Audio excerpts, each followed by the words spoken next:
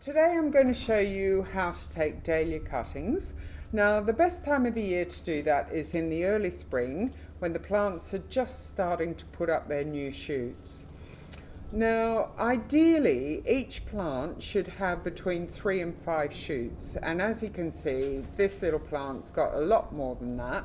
So by me taking some cuttings today, not only will I have more plants, but I'll also keep the parent plant healthier because it won't be too congested, too overcrowded, and therefore have poor air circulation around the base.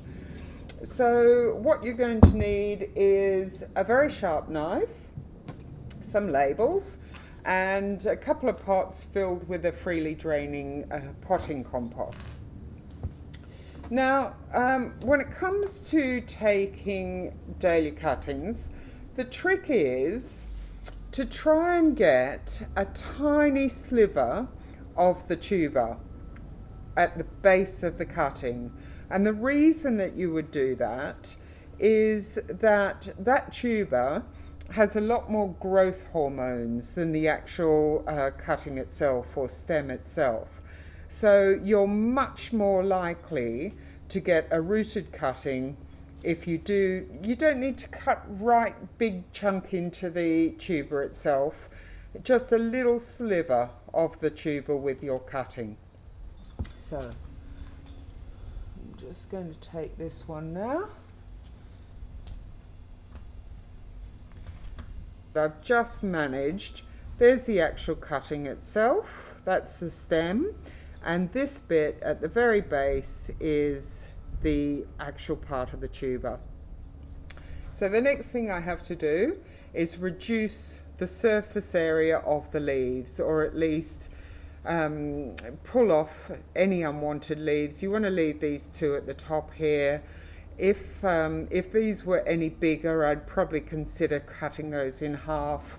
And the reason you do that is it reduces the amount of water the plant is going to lose. So I just peel those off and then plunge it nice and deep and around the edges of the pot. That encourages the roots to sort of, it hits the side of the pot and then they go straight down. So that encourages nice deep root system to form. So again, I'm just going to slice that one off with a little bit of the tuber. There we go. Peel off the bottom leaves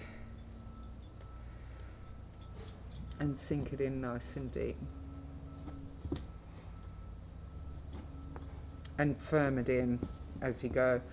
Now I should be able to fit 5 cuttings in this little pot.